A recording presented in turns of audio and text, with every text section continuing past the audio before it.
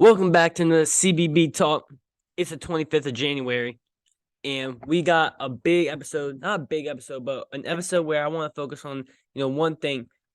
This is the 20th one, so I appreciate 20 episodes in.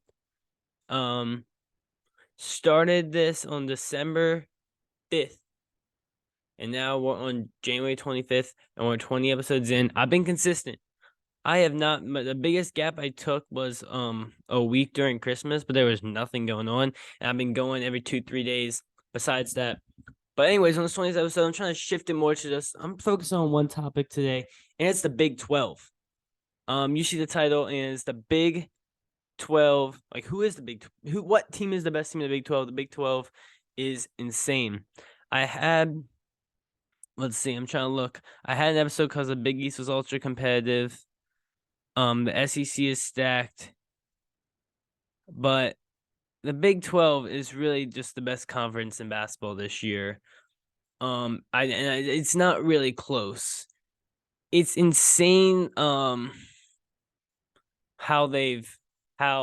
every night there's a game where whoever you're playing in the Big 12, it doesn't matter because you're gonna have a tough game, and it's really tough for teams to walk out and get a road win, and it's a rare occurrence. Right now, there's a 3-way tie in first place with Kansas State, Texas, and Iowa State.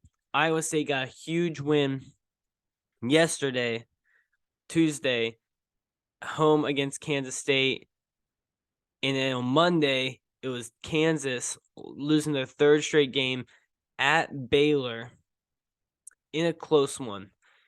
In the net, there's 6 teams in the top 17. In my rankings, there's 6 teams in the top 14. And here how I got them. I have Texas at 5, Kansas State at 7, Iowa State at 8, TCU at 11, Baylor at 14, and Kansas at 15. I understand Kansas is still, if arguably, the favorite to win this conference, but I don't have them at the top. Is just because they're on a 3-game winning streak. They've lost games to Kansas State, they've lost games to TCU, and they lost games to Baylor. So I have to have them below all of those right now. And Baylor's playing really good basketball. They've won now 5 in a row, the longest streak in the conference, and they're playing really good basketball right now. And I can see this team making a Final Four. I could see almost all these teams making a Final Four. That's how good the Big 12 really is. Kansas State is a crazy story, and they lose a close one at Iowa State. They played well. They just didn't have a great game from Keontae Johnson, but Marquise Noel is taking that step. He's 5'8" and is killing guys on the court, and that's just inspiring to watch. And Iowa State, man, this team fights. Gabe Kalsher is just one of the most consistent players in the country. They had a great game from Holmes yesterday. Had 18 in the second half, and Caleb Grill. He didn't have a good game. He was fighting a little bit through injury in that one, but he's still such a big threat shooting that it just you can't deny what his presence out there on the court. The Oshiwi transfer from St. Bonaventure, he's starting to come into his own. And this Iowa State team, second year under TJ Ausenberger, is better than last year. And the turnaround he's done as a coach has been phenomenal. It's honestly just impressive. And then the one team that's really flying under the radar is Texas. They had the Chris Beard situation early, and I really not talked about him a lot here. I had the video about the college basketball being anarchy, my last video, and it is. But the Big 12 is the centerpiece of that. I talked about the Chris Beard situation about over a month ago, and I haven't talked that much about Texas since then, and they're just steady 17-3. I have it number 5, and they have a huge game. Their next game is huge. It's at Tennessee. They got a big win against Oklahoma State, just one beat them good, and their only losses home against Kansas State and at Iowa State. But they've beat TCU. They won at Oklahoma. They won at Oklahoma State. They won at West Virginia. That's 3 road games. They're going at Tennessee. If they can win this game, that's going to catapult them back. And then they lost that game to Illinois when they were number 1 ranked team, I believe. And then they have home Baylor, and then 2 games at Kansas State, at Kansas. So these next 4 games for Texas are going to be, crucial. they can't go 0-4 in the stretch with a game home against Baylor. So if you can go 2-2 in this part of the schedule is the hardest part, no doubt. 2-2 in this stretch for Texas would be massive for them. Of course, you want to get that home win against Baylor, and if you can get one at Kansas State, get one at Kansas, or get one at Tennessee, 2-2 for Texas in this stretch would solidify themselves as a Big 12, competitor or maybe front runner, and definitely a team you could see going into March, and being a Final Four threat. As long as you don't go 0-4, 1-3 still isn't bad because you're going on the road in really tough places against really good teams. All those teams are in my top 15. And 2 of them are in my top 10. So that's going to be a really tough stretch for Texas down the stretch. TCU is another team that has been up and down throughout the year, had high expectations, started off the year not well, went on a big win streak, and then took 2 tough losses. But now they're on a 2-game win streak, blew out Oklahoma at home yesterday. And, of course, that big win at Kansas on the weekend. They play Mississippi State in the Big 12 SEC Challenge. They got an easier part of the schedule coming up. These 4 games, concluding the Oklahoma State. You got at Mississippi State, home against West Virginia, and at Oklahoma State. If you can go 3-0 in these next 3 games, TCU is going to be in the top 10 before you know it, and will be on a good track to, get into a top 5 seed in this tournament, arguably top 4 seed. TCU, I mean, of course, you got Mike Miles. He's such a good player. But Damian Ball's great. Eddie Lampkin brings all that energy on the offensive rebound end. And, of course, they don't have a dominant big, but Peavy can shoot the ball. Miller can shoot the ball. And this team, likes to get up and down the court, play quickly. And they're such a good team. And when Mike Miles is the head of that engine, your team can go anywhere. He's that good of a player. And I believe in this team. I already talked about Kansas a lot. And yes, they're struggling right now. I'm not too concerned. You're going in your hardest part of the schedule. And Bill Self is trying to avoid his first ever 4-game losing streak as the head coach of Kansas. And it's going to be a tough challenge when you're going into Kentucky. We can talk about that game on our next episode. But I'm not too concerned about Kansas. Jalen Wilson's still playing at an All-American level. And Grady Dick had a good game at Baylor. This didn't have a good game from really anyone else. Those 2 are the 2 to step up. McCullough hasn't been amazing. And the bench is what concerns me the most. They don't get a lot of production from there. Yesavu, Bobby Pettifor, the backup guards aren't great scorers. They don't have a great big off the bench. And they gave MJ Rice minutes. He was the only one to score off that bench. He had 2 points. So they're going to need, more relief off the bench. They're putting all their chips in the pot when you have DeJuan Harris and Jalen Wilson, Grady Dick. Those are their main 3 guys. KJ Adams and McCullough play great minutes as well. They got to play 90% of the minutes, and you're going to have games where they just don't have it. And can you have someone off the bench come in there and provide that spark? Last year, Kansas team had a guy like Remy Martin, who you saw in the national championship game, give like 15 points.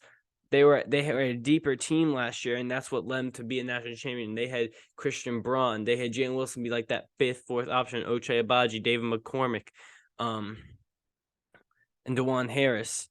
So they were a deeper team to show, and they can still get to that level.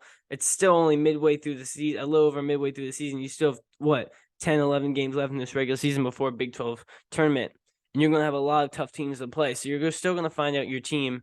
And Kansas is still going to be near the top of that. And if they won the thing, I would not be surprised at all. They could still. I think they're still my personal favorite. It's Kansas basketball. Nothing to expect except making tournaments and competing for national championships. Baylor's a team that's red hot, the opposite of Kansas, and I love the way this Baylor team's come together. Of course, they went through that rough stretch earlier in the season where I don't think I ever took them out of the top. Maybe I did take them out of the top 25, but they're the biggest risers so far this week, up 5 spots to 14.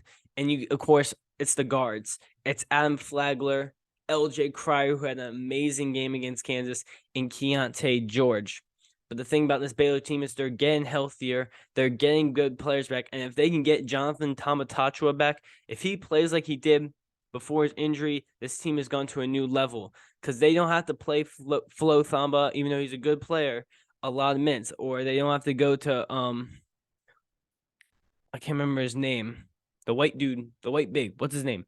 Oh God, now I have to go look at his name. The guy who shoots the transfer. Oh my gosh, Lolner. Doesn't have to go with him off the bench, but Jalen Bridges, the transfer, plays great. And of course, it's just the backcourt does his thing. Langston Lowe off the bench gave him great minutes against Kansas. He has a lot of length. Yeah, it's just this Baylor team. Scott Drew always does an amazing job. Of course, they just had a bad start. When you go at Iowa State, home against TCU, and lose by 1 and lose in overtime to Kansas State at home, you could have easily won those TCU and Kansas State games. You're talking about Baylor probably being the number 1 team in the country right now. So, yes, it's been a tough start to the Big 12 play. Baylor's got there now, winning 5 in a row. Now you're playing a home game against a struggle, not a great Arkansas team, and then you're going at Texas on Monday, which will be a must-watch game at Texas. That's a great game, and then you're home against Texas Tech. So if you can walk out 3-1, 4-0 in that stretch, Baylor's put themselves in a great position to win the Big 12, and it's still a great team. Of course, those top 6 teams in the Big 12 are by far the best, and by far all making the tournament. But can the Big 12 get the 7th team in there? And that's where it gets really interesting. Texas Tech won't be that team. They're 0-7 in Big 10 play. They're just not good. But the next 3, West Virginia, Oklahoma, and Oklahoma State. Oklahoma State's 3-5 in the Big 12, 2-6 for Oklahoma State, 1-6 for West Virginia. But West Virginia ranks highest in the net. They're 19th in net. Oklahoma's 66th, and Oklahoma State's 45th. It's going to be tough because I think West Virginia needs to start picking things up. If one of these teams can finish with 7 or 8 big conference wins, I think they'll get in. Oklahoma State already has 3. Whoever beats each other the most is probably what team's going to get home wins. Oklahoma State played Kansas really well. Of course, they had a win against Iowa State. I love the way that team's playing right now. Oklahoma is what most people think will be the team to get in the metrics love West Virginia.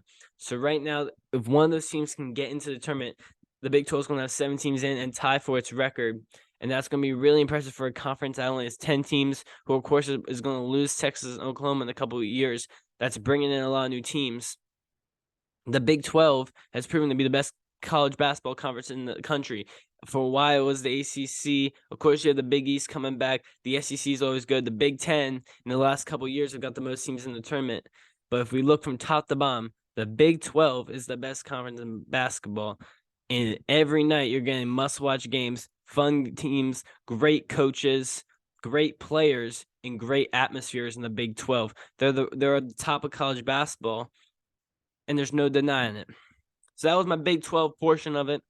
We're going to get to a couple more results, upcoming games, and yeah. Thanks. All right, before we talk about a couple games, I just want to give 2 shout-outs. One, to Monty Bates. I saw what you did, 42. I didn't watch, but I saw you had 29 straight points and 42 points in the game. So shout out to you playing well at Eastern Michigan, even though they suck. But they are terrible. And shout out to Georgetown for getting a win. I shouldn't even be able to shout. That shouldn't be a compliment. But you won a game in the Big East. So, yeah, congratulations. But on Monday, you had Duke losing and Dariq Whitehead. Prayers up. Hopefully it's not too serious. I don't even know if there's anything that officially came out about it. But I really hope he's doing well. That was a scary injury, a controversial ending, and I don't think bro was swinging, but it was like a fist bump. It was like a yes. Didn't see him. I think it was fine. Virginia Tech gets our first win in a while. Duke struggling. They're not even my honorable mentions right now. That was their 6th loss of the year, I believe. Of course, we already talked about the Baylor. New Mexico lost her out. starting New Mexico, Nevada wins. That really helps their tournament resume. A huge win in OT. The Mountain West, really competitive. We might have to make a video on the Mountain West because they're one of the most underrated conferences in basketball. You got teams like San Diego State, who's got back in. New Mexico, who's been in my rankings. Boise State, who's been in my rankings, I believe. Nevada, and who else am I forgetting? There's one other team that's really good, so I'm sorry if I forgot about them. But yeah. Shout out to the Mountain West Conference. Getting good games every night there. But I mean, and Tuesday it was kind of a slower day. Rutgers keeps getting beats Penn State pretty handily. Went up one spot 24. So that's good job, Rutgers. There. Arkansas got a 20-point win. LSU sucks. They made us think they were decent and then they suck. So yeah, Miami got another win. NC State holds on. Big game from Jarkel Joyner. TCU, already talked about that. Clemson wins again. Already talked about the Big 12. North Carolina played a close one at Syracuse. So they didn't win it by enough to be like to make me super convinced that they are getting in there. They're still my honorable mentions. They're really close. Right now, my honorable mentions, you have New Mexico, UNC, Miami, Indiana, Illinois, Michigan State, Kentucky. Win against Kansas. I think you might be in my rankings. But yeah, let's look about these games in the next 2-3 days. We'll see. I don't know. I really don't know. Xavier at UConn tonight. That's a big one. Both teams need a dub. UConn really if UConn gets this dub, they'll probably be back up. Right now, I got UConn at 23, and I have Xavier at 12. So both these teams looking to get a big statement win. If Xavier wins this one on the road, that'd be tough. That'd be a really bad loss for UConn. UConn should win this game and get back to where they were playing in the beginning of Big East play. Houston has a tough one on the road at UCF, trying to get a bounce back win. There, Northwestern playing their second game in 3 days, try and make up for the COVID games they've missed. Got a nice win. Northwestern could be a tournament team this year. Wisconsin, Maryland, two teams fighting to stay in the tournament race there. Texas A&M could get a big statement win at Auburn. Auburn's playing really good. And what do I say? No, you don't win at Auburn. So I think Auburn, they're only 4-point favorites at home, so they could definitely win this one. Texas A&M needs this win. They were in my own mentions earlier. They took a loss to Florida, I believe. Auburn trying to get a nice win there. Alabama should beat Mississippi State. And then a big one in the Mountain West. Oh, Utah State was the team I was forgetting. Sorry. They're going to San Diego, playing San Diego State. San Diego State, I think they're the best team in the Mountain West there. Don't expect a win from Utah State there, but maybe they can keep it close. On Thursday, you have Iowa going to Michigan State. That's a very good one. Michigan State needs a dub. Iowa has been up and down this year. Could get a nice road win there to improve their resume. That would be a bad loss for Michigan State. Thursday's kind of lame. I guess you have Purdue going at Michigan. So Purdue, number one team in the nation, goes in a tougher environment in Ann Arbor. Edey versus Dickinson. That's a good matchup there.